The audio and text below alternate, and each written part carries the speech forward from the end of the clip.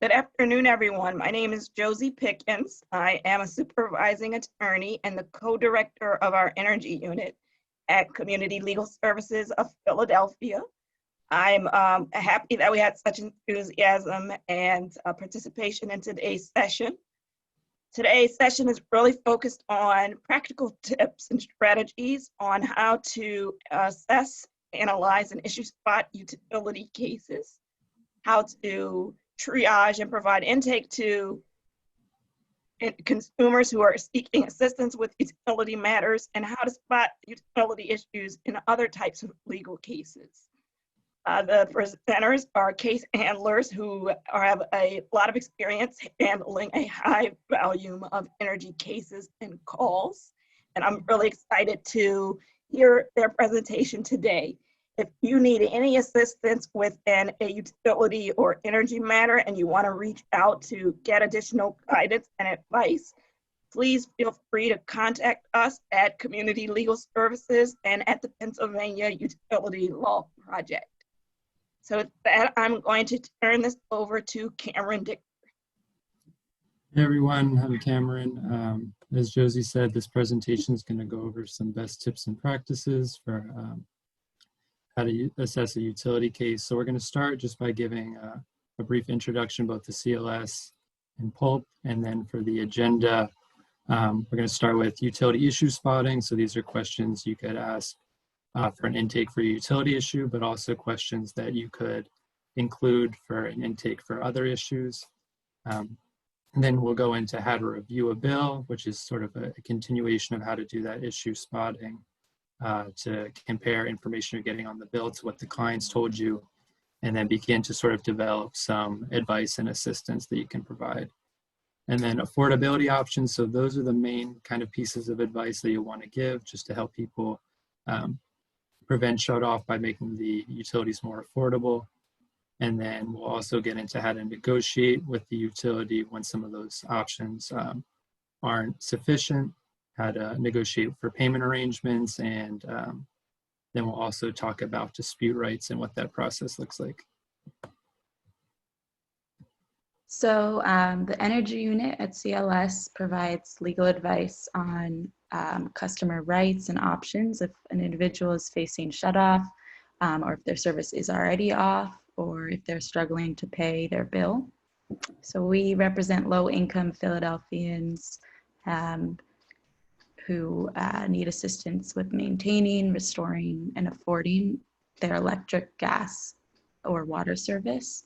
So this might include assisting with customer assistance program denials or grant program denials, such as the LIHEAP recovery program. We also assist with people who are facing foreclosure or sheriff sale due to water debt. And we are open for intake by phone. That's our phone number. Hi, I'm the manager and main advocate / paralegal for the Pennsylvania Utility Law Project's Emergency Hotline. Our utility hotline assists all low-income Pennsylvania residents with the exception of those living in the city of Philadelphia. Our hotline number is listed, but we are hoping that this presentation will be useful for you as advocates to handle utility cases directly at your program. HOPE is always available for case consultation if you have questions about your client's utility issues or if you need direct contact numbers for representatives at the utility companies. If you have urgent time-sensitive issues, please email us at the email listed, and that will go to all of our staff members.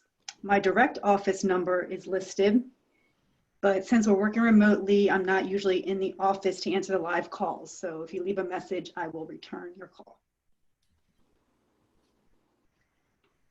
So in normal times, pre-COVID, utility service terminations have detrimental effects on households.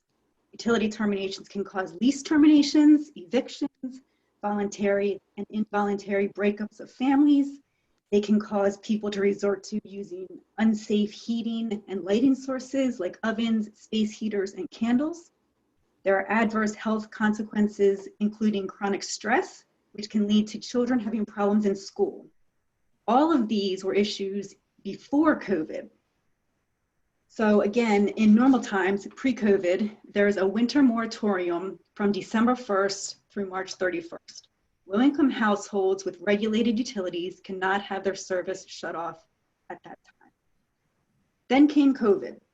All of the detrimental effects of utility terminations are now exacerbated.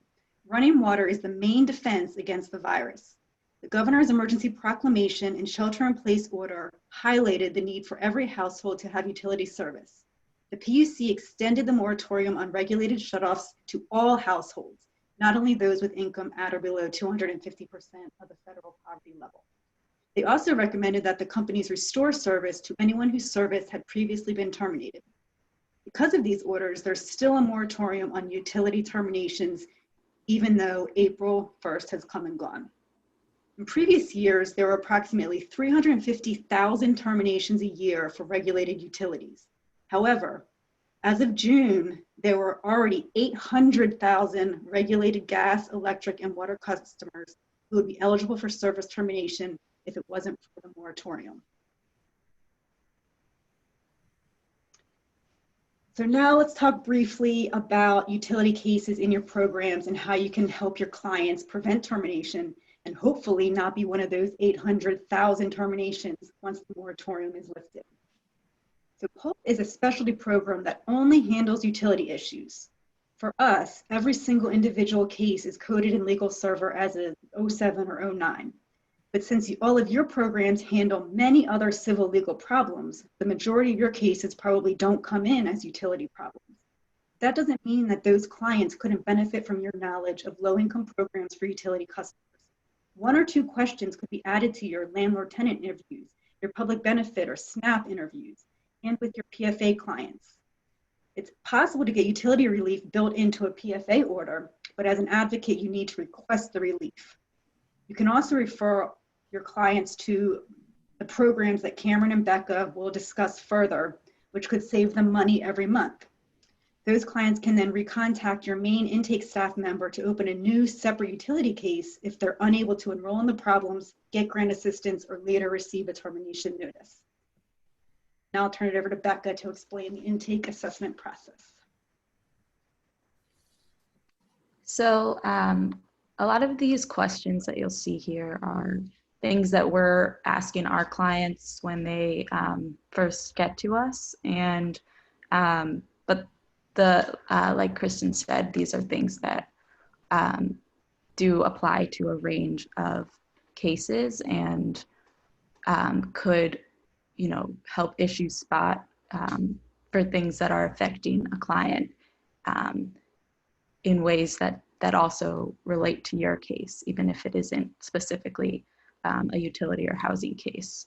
So we generally look for basic overview information about the client. So are they a tenant or a homeowner?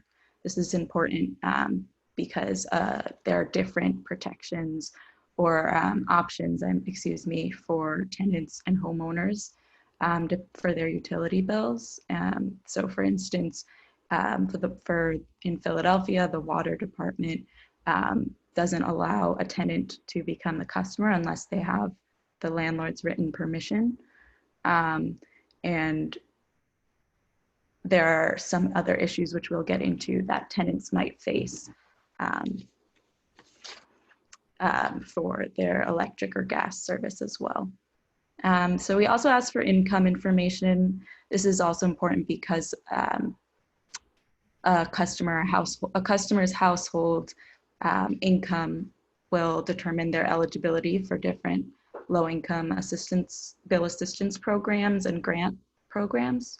So we would need that information and preferably some sort of proof of that income, because at some point in the process we'll need to, or the customer will need to show their income to the utility. And oftentimes it's helpful for us to have that.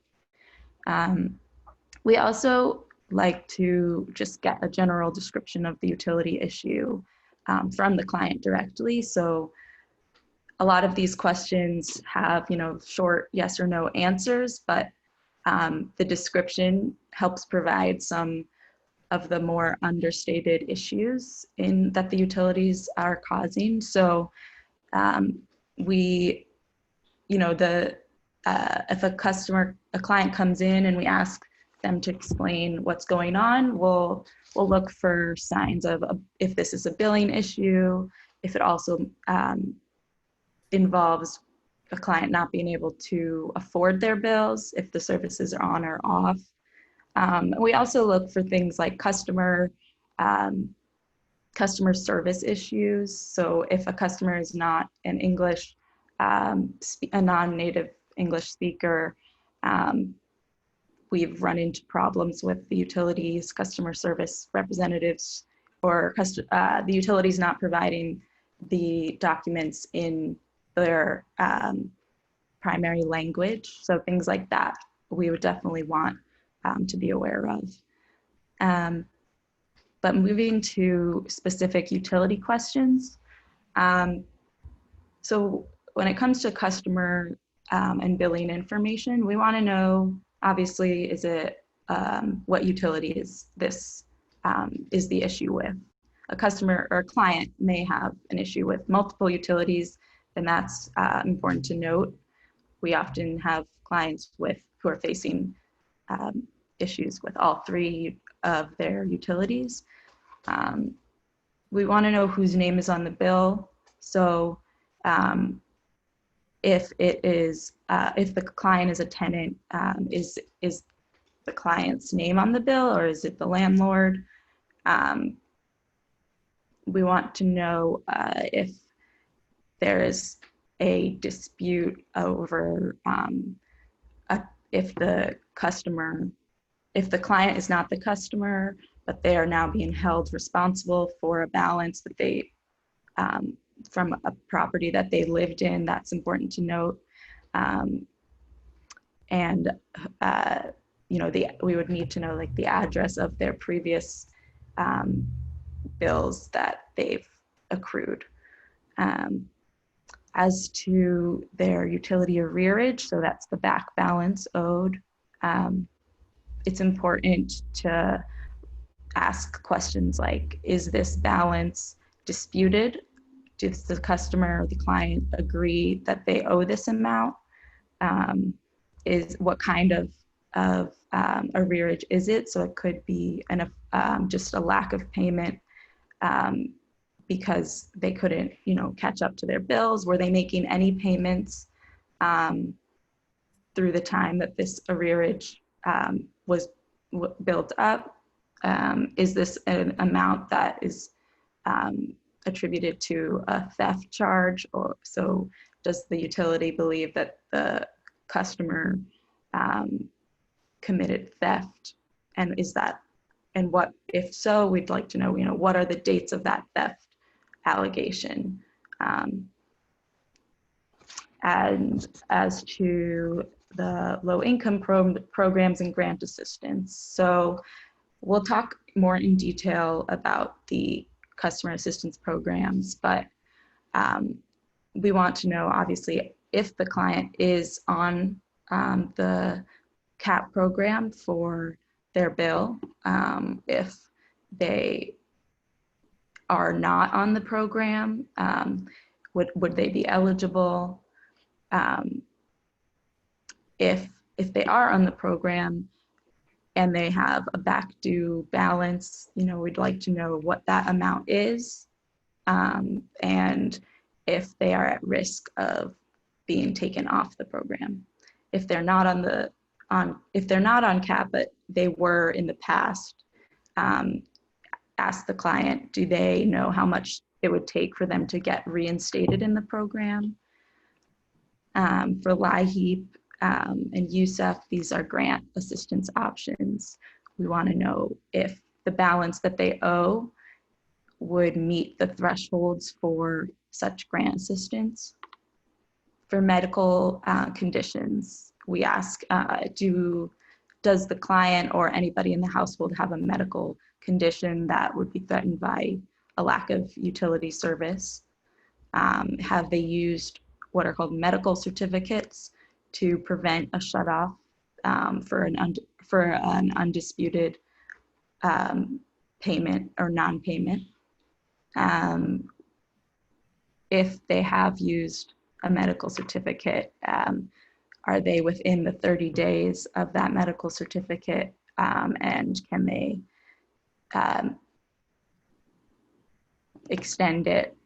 request an extension? So at this time, we are not encouraging people to use those medical certificates because the utilities will not be shutting people off. But it's important to note that these certificates are limited, and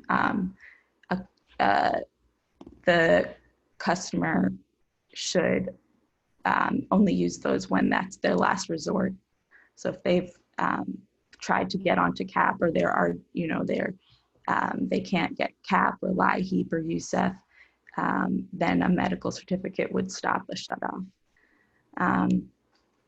For COVID-19 policies, there are obviously, there's a moratorium in place for utility shutoffs. So we want to know, is the customer receiving any communication from the utility that makes them believe they're at risk of a shutoff? Have they not been able to be restored, even though the utilities are supposed to restore people who are shut off for non-payment? And are there any additional COVID-19 payment arrangement options that the customer could access? So when a customer is shut off, or if they have a shutoff notice, we want to know what the reason for the shutoff is. So it could be non-payment. It could be due to a repair issue. So if their heater is broken, if their water pipes there's an issue with the water pipes, so they have a notice of defect. And it also could be a theft charge. And those are really important distinctions. And we're also looking for information on when the service was, when the notice was given, what the amount on the notice, or what the notice says the amount is that the customer would need to pay. So usually a customer, if they are eligible for a CAP program, would be able to pay, well, with certain utilities, a customer would be able to pay a CAP cure amount to get back on the program. And that's usually lower than what's listed as the shutoff. That's the amount that's listed on the shutoff notice. Has the customer called the utility and asked how to resolve the issue before they're shut off or to restore service? Has the utility given them a list of all their options? So for payment arrangements, this is something that will help a customer who's fallen behind on their bills. So if a customer has a shutoff notice, they can get a payment arrangement. Utilities can issue them.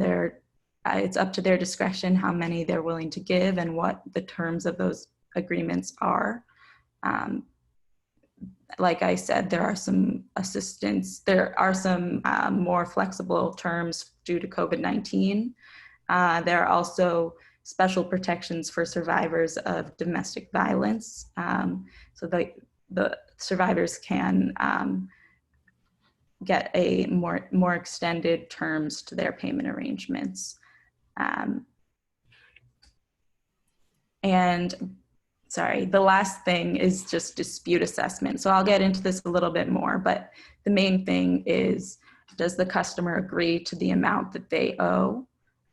Or is this a billing dispute? Are they looking to reinstate service? Are they complaining? Do they have a complaint about their current service or the utility customer service?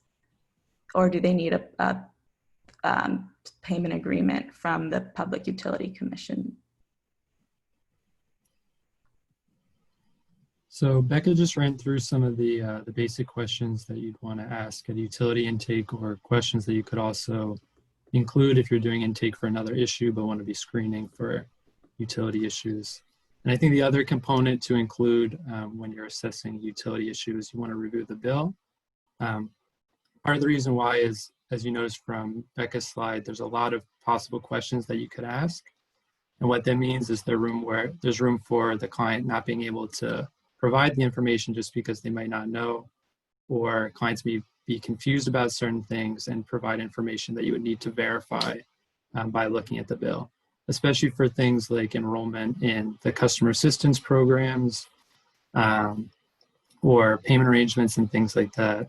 It can get very confusing for clients, and the information that they provide to you during intake may not always be accurate. So you want to be reviewing it against the bill or by calling the utility company to verify as well. The other thing when you're reviewing the bill is to make sure you have all pages of the bill. That can seem pretty basic, but especially right now during COVID, where at least at CLS, we're not meeting with clients in person, they're not coming into the office, it can be difficult to get some of the documents that people are otherwise bringing in, and a lot of the documents that are being sent to us are a photo that they text or an email where they take the photo on their phone. And a lot of times you'll just get that first page of the bill. And that makes sense because, you know, the most important information for a client is looking at their bill, especially when they're behind, is the amount due. I think that's the figure that most people look at when they look at the utility bill.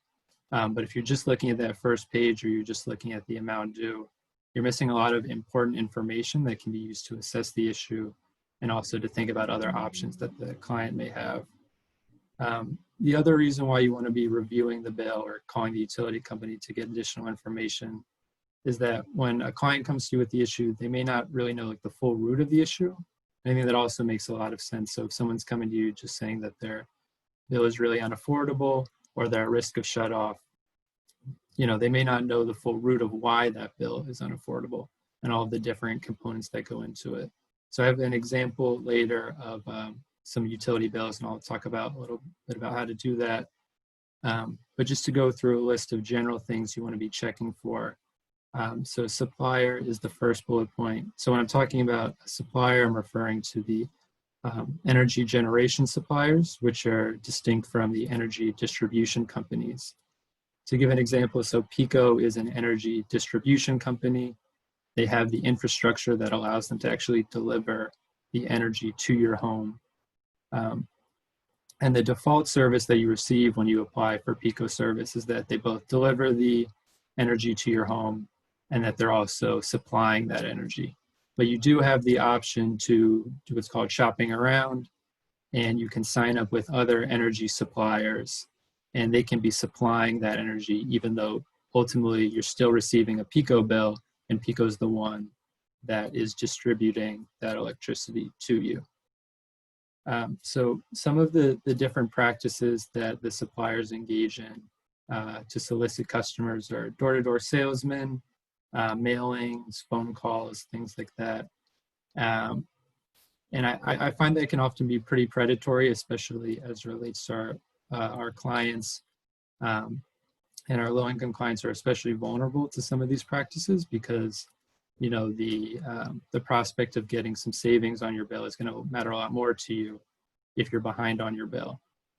It can also be pretty confusing because a company is coming to you basically offering another form of getting your energy supplied, and you may think that that means that you're going to be getting a totally different bill.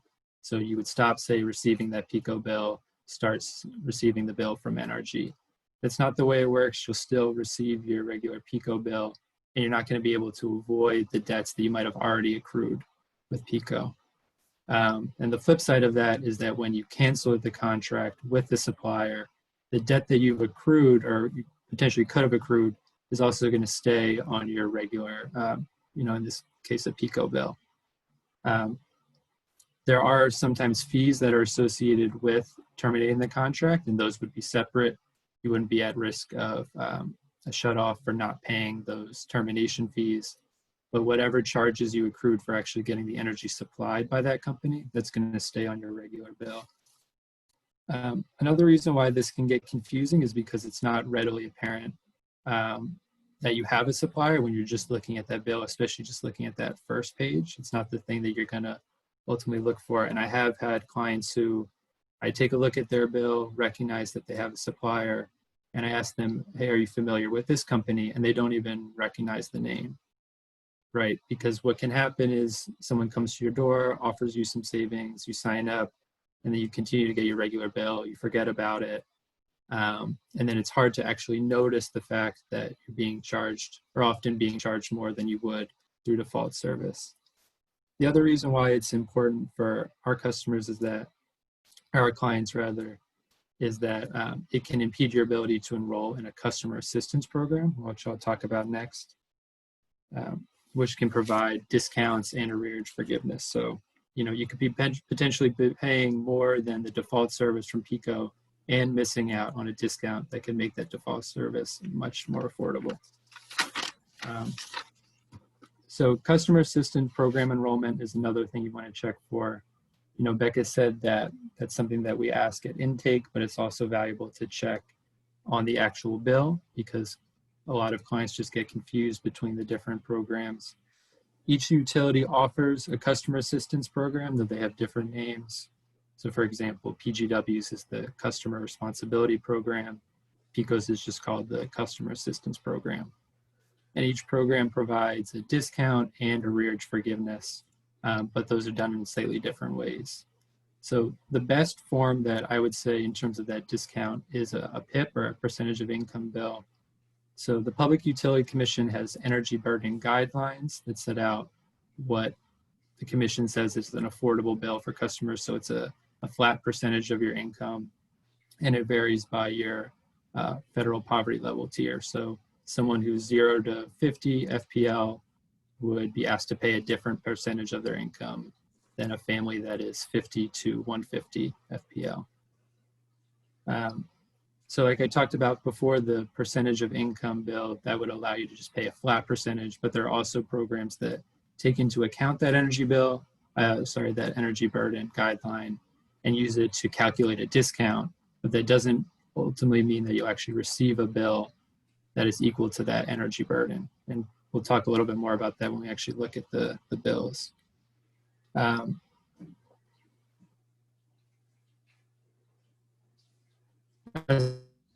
I said, there's also a difference in the arrearage forgiveness and what it takes to get back on the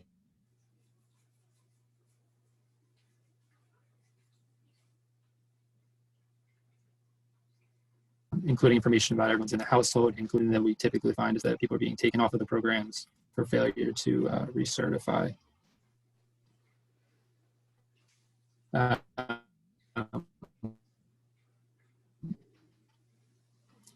And again, you know, someone may think that they are on a customer assistance program, but really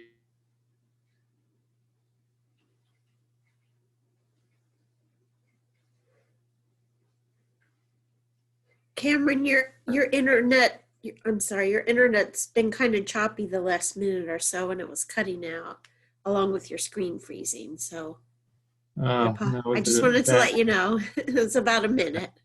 Okay, I hope it wasn't like one of those really bad screen freeze faces that I was making. No, I think you're safe. Okay, great.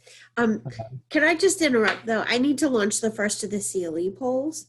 So attorneys participate in this session. Please go ahead and respond now. This is the first poll. There'll be a second one closer to the end, and you'll need to respond to both. And Cameron, please continue. Thank you. Okay. So many utility companies offer something called budget billing, which basically allows you to pay the average of what your bill is throughout the year. So if you're someone who your usage really fluctuates throughout the seasons, you know, you're paying a couple $100s in the winter and a really low amount in the summer. This would allow you to just pay a flat rate that's the average of your bill throughout the year. So that can help people who are on fixed income and need to budget, but it can also be very confusing, especially when it gets complicated by a customer assistance program. You know, you may enroll in a customer assistance program and think that you're going to start receiving a discount, but you won't actually see that discount because you're still receiving your regular budget bill amount. And some utilities actually require that you be enrolled in budget billing when you enroll in their customer assistance program. The budget bill does adjust regularly to keep up with the change in usage, but it's not always that frequent. So if you face like a really serious change in your usage profile, if you're, for example, if your gas heater suddenly breaks, that's going to have a huge effect on your electric usage because you're going to start using space heaters most likely. Budget billing will take a little bit to account for that because it's not updating after every month. So that fourth bullet point is payment arrangements. That's another thing to look for, that a client may not know that they are currently on a payment arrangement. Basically what that means is that they have an agreement with the utility to pay off some arrears that they owe in monthly installments.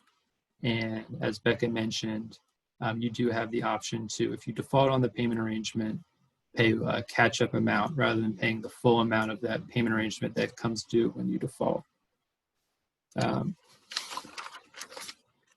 So that fifth bullet point is the rate. So utilities do offer different rates depending on how homes are heated. For example, PECO has a residential service rate and also a residential heating service rate. The distinction there is residential heating service is if you your home is all electric heat. So if you have baseboard heaters rather than a gas or an oil heater. And that's important because you can pay a lower rate in the winter than you would otherwise. And it's also important because most customers just aren't aware of that. Even the customer service reps aren't always aware of that. I've had experiences where I've called up and said, hey, I think this person should actually be switched to the other rate. And the customer service rep just doesn't know what I'm talking about.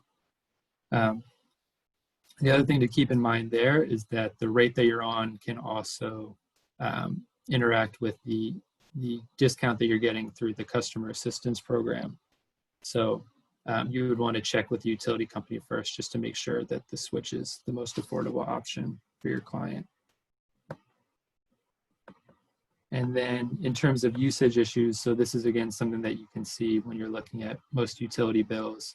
Usually it gives you about a year's worth of energy history. And I'll point that out when we look at the actual bill. But things you want to be looking for is high usage, especially when that high usage seems like it doesn't align with what you would expect. So if someone has gas heat, but they have really high energy spikes or electricity energy spikes in the winter months, that likely means that they're relying on space heaters, the home isn't properly weatherized, or there may be an issue with their gas heater. So that can help you think about different options or different advice that you can provide. And the other thing is estimated usage. So if the meter is not providing electronic readings, the utility company may just start billing you with what they estimate the usage to be. And that can be very distinct from what the actual usage is. So when they go to replace the meter, that meter still may be recording. It may just not be issuing electronic readings. So there can be sort of a true-up bill that occurs that can be unaffordable for our clients. So this is an example of a PGW bill. It's fairly straightforward, but from here you can confirm that your client's enrolled in the CRP program, which is PGW's customer assistance program. You can take a look at the energy usage on that right-hand side, and that generally aligns with what you'd expect for someone who has gas heat, and that the heat was operable during the winter months. And you can also see the last payment that they made. And to explain why it's important to take a look at that second page. So as you can see, there's a lot more information here on the second page that's valuable. It lets you know how much they're receiving in forgiveness every month. So each month that they pay their CRP bill, they should get a portion of their arrears forgiven, the arrears that they had when they first enrolled in that program. And you can also see here, there's a line item that says the CRP reverse discount. So your client may come to you and say, why is my bill $135? I barely used any gas during this month. And what the reverse discount shows is that they're correct, that the actual usage that they had is a lot lower than what they're being charged. So typically you don't want to be seeing reverse discounts every month. You want to be seeing actual discounts. The way that PGW works that out is when you enroll, they take a look at your historical usage and they determine whether it's more affordable for you to pay a bill that's equal to a flat percentage of your income based on the Public Utility Commission guidelines, or if it's more affordable for you to pay an average bill, which is basically just your budget bill amount. And then they check in every year, they review it just to make sure that you continue to be on the most affordable option. So that's something that, you know, if someone's coming to you just saying that their bill doesn't make sense, you can take a look at this and be able to quickly assess what's going on and then try to explain it. And then that line I'm at the bottom shows the actual account balance, which includes those arrears that were frozen at the time that the customer enrolled in the low-income program and are slowly being forgiven through the CRP program.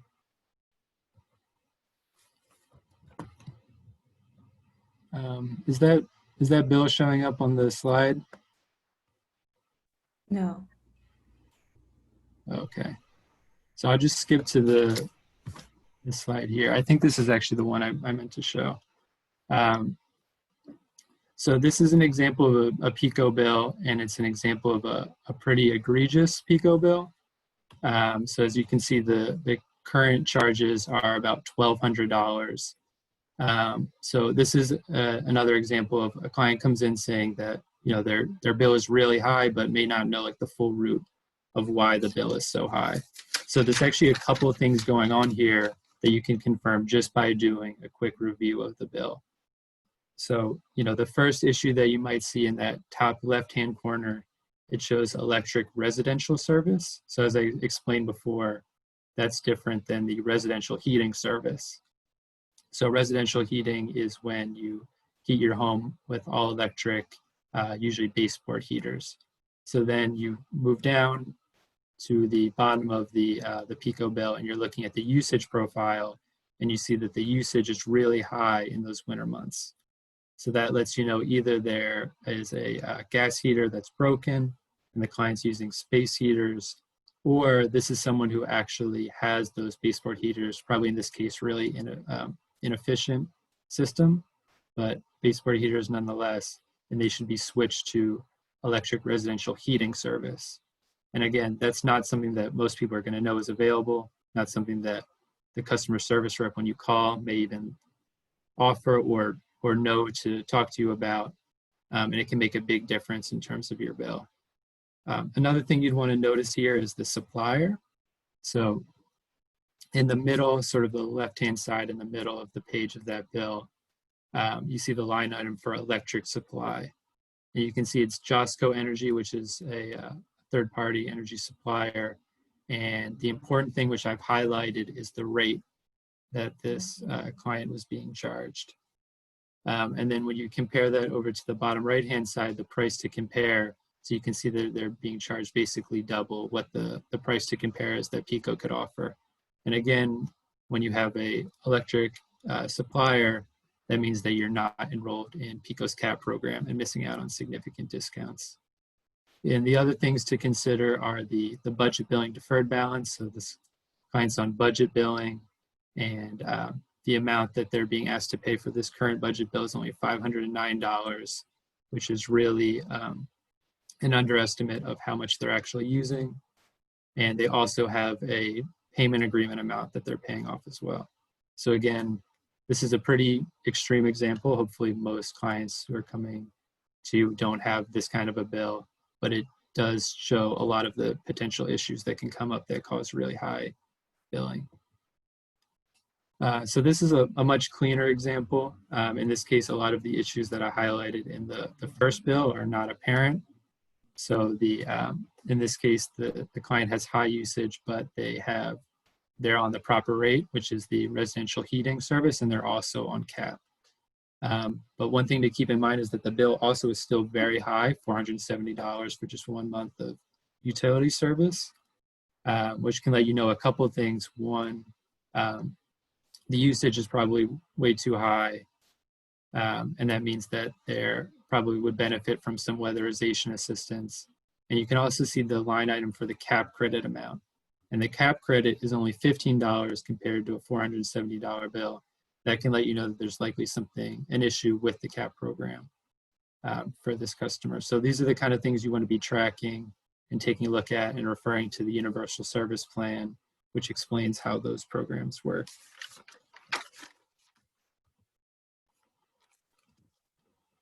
Okay, so this is an example of a Met-Ed electric bill. I thought this was a good example of how confusing bills can be and why customers need advocates and utility cases opened within your programs.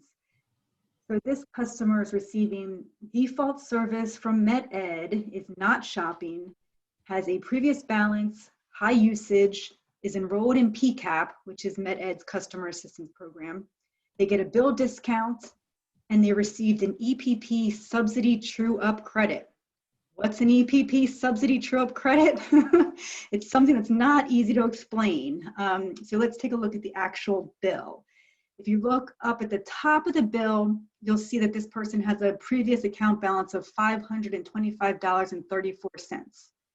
That's one of the only intuitive items on this entire bill, at least in my opinion. If you move on to the next line, you'll see, well, Met-Ed requires PCAP customers to enroll in the EPP equal payment plan, which is like budget billing. And that's referenced down at the bottom of the bill.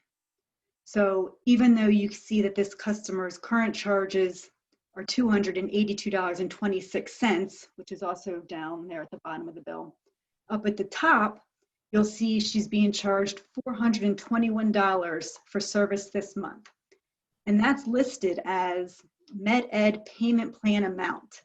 So, I mean, one question that comes to mind right then is, why does it say Met-Ed payment plan amount at the top and not equal payment plan amount? So this person, you might think they're on an actual repayment plan payment arrangement with the company, but it's not. That's actually just the budget billing amount. It's one reason why this bill is so confusing. So if you go back down towards the bottom of the bill, Met-Ed uses the customer's income, their energy burden, and the amount of electricity used over the last 12 months to determine the monthly discount amount for the PCAP customers. If you're looking down towards the bottom of the bill, it shows up as PCAP current bill credit, and it's $90.83. Below that, you also see that PCAP EPP subsidy true-up credit of $536.69. So if you add those two numbers together, you'll get the $627.52 credit that's back up there at the top of the bill. So it's the previous balance plus the EPP monthly amount minus the bill credit and the true-up credit, which results in the total amount due for September of $855.51. So one other thing to point out on this bill is that if you look kind of towards the middle on the right, actually down below where it says charges from Met-Ed, you'll see that there are two different charges for the price to compare for default service.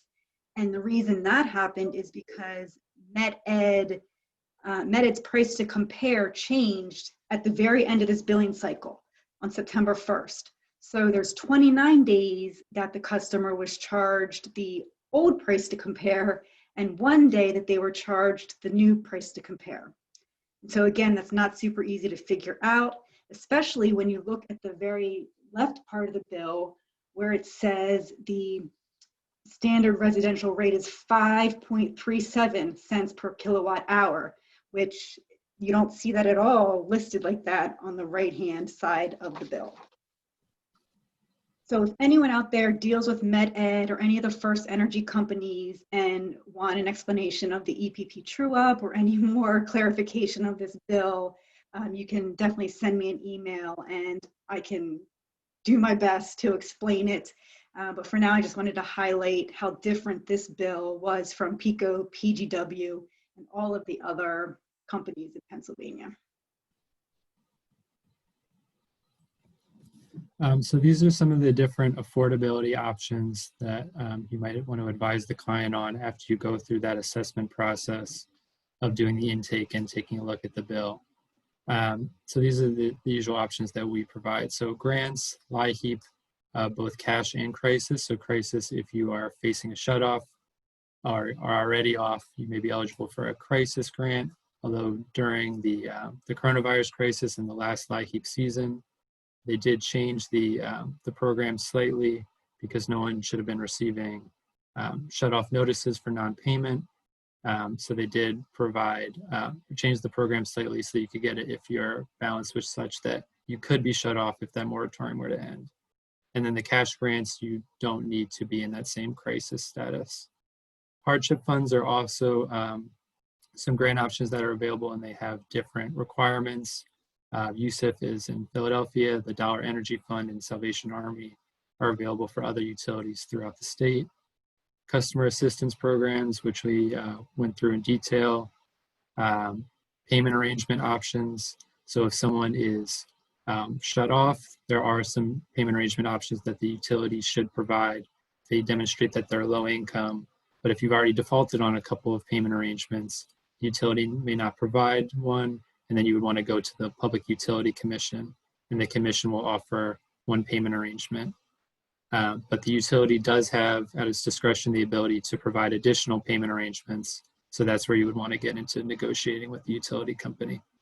And then other assistance, like we talked about with the reviewing the utility bills, a lot of times that the problem is just really high usage. And in that case, you can help someone enroll in a low-income program, but ultimately you may want to be thinking about advising them to pursue weatherization assistance, or if their bill is high because the gas heater is off completely, then thinking about de facto heating assistance. So the things on that last slide that Cameron explained were kind of the questions that I was talking about in the beginning, the things that you can ask all of your clients if they are taken advantage of, because it could help reduce their utility bills, which would free up some other money that they could use to pay for other things. But now you kind of have to forget about most of what you just heard, because I'm going to talk about the unregulated utilities. There are hundreds of municipal water authorities and borough electric authorities and co-ops that are not regulated by the PUC. They have no universal regulations or dispute processes. Generally, they don't have any customer assistance programs or hardship grant assistance. Many of them don't accept medical certificates or grant payment arrangements. There was a session from earlier in the conference titled Water Affordability and Dealing with Unregulated Utilities that was recorded and is on Plan's website. That session kind of goes into more legal and technical issues, and I'd recommend watching that.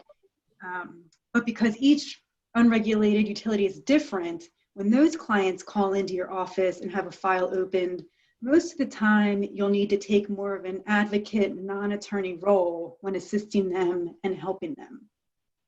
So the first thing you should do is go online and see if that municipality or borough or whatever has a website for the utility. You can look on there to see if it says they have any assistance programs or if they accept medical certificates to prevent the terminations. Many times there's not any information online, but sometimes you'll be surprised at what you find, and there sometimes are helpful things that you can use, but every single one is different. And unfortunately, about 8 out of 10 times, the most you can do is advocate on the client's behalf and contact the office to request a payment arrangement. Before you do that, though, you need to find out if the client has any money that they could put towards the account. If they do, you should find out if they have first tried to contact the office on their own to request a payment arrangement. If they have not yet done that, you should advise them to first call on their own and then get back to you if they are unsuccessful. So if the office refuses to assist them or grant a payment arrangement, and many times they will, that's when you should get involved. I found that having a third party who's removed from the emotional, stressful issue and tells the story to the representative you can sometimes convince that office staff member to be more empathetic and actually work with the customer. So a down payment for either restoration or to rent termination, and then obtaining a payment arrangement for the balance is often, I wouldn't say often achievable, but it is achievable, and it is often the best case scenario of something that you can do with just a 5 to 15 minute call to the office. Plus, if you start building relationships with the municipal authorities and co-ops in your area, you may eventually be able to work with them to establish some customer assistance programs and hardship grant programs, which will further help all the low-income customers in your local community. So in the interest of time, I'm gonna just rush through the next couple slides. But the dispute process with the PUC regulated utilities will begin directly with the utility and the customer. So the customer would want to contact the utility directly about the issue and make sure to say the words that I am disputing this issue or this bill. They want to make sure to request a report of their account or the issue and the utilities investigation. So another important thing to advise is that they ask for a stay of termination while they review the case. The customer would have to continue to pay undisputed bills during the time that there is an open dispute.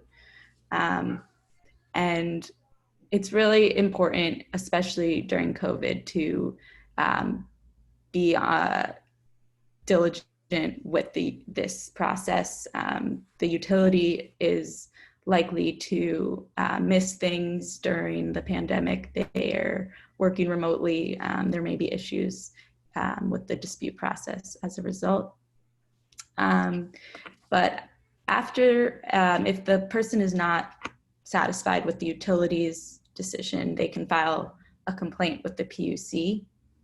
This would start as an informal complaint, and if they disagree with the informal complaint decision, they would appeal that. It would go into a formal complaint.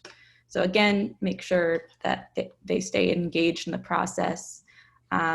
You want to collect all relevant information, copies of documents, in order to present the case the strongest, and just take as an advocate, you don't necessarily need to represent the client. They can go in on their own, but if you are representing them, make sure that they have a strong case, that they have proof to back up, which would definitely strengthen their case. And throughout the process, there are certain time limits on when you have to get your response to the commission and when the commission has to issue their decision. So, the customer or the advocate would have to be on top of those dates. Right now, it's all operating as normal. So they are, primarily serving decisions electronically. So that's something to note for clients who don't have access to email. Importantly, please let us know if you're working with a client whose service is off and cannot get through to the PUC, or is not receiving the correspondence of an open complaint. This is Kelly. If I could just interrupt quickly, I'm going to launch the second of the CLE polls for attorneys. Please respond to this. You'll have 1.5 minutes to do so. And Rebecca, please continue. Thank you. And just a quick aside, as Kristen was saying, there are hundreds of unregulated water utilities in the state. The Philadelphia Water Department is an option of one of like closer to the best case scenario on a spectrum. So they have a dispute process, and those go through the Water Revenue Bureau. It's a similar process where the customer would want to initiate the dispute with the water department and make sure to follow all of the dates, and informal hearings would be held with the revenue department. Your water wouldn't be shut off during the process as long as you pay undisputed bills.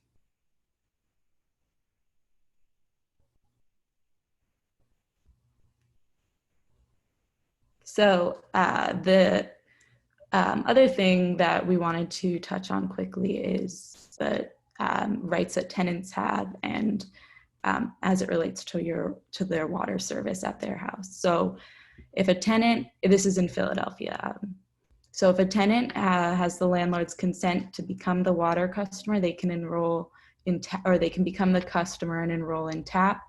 If they are not responsible under the lease, but they are facing shutoff, they have right to continued service as long as they pay 30 days, the previous 30 days bill and the bills going forward.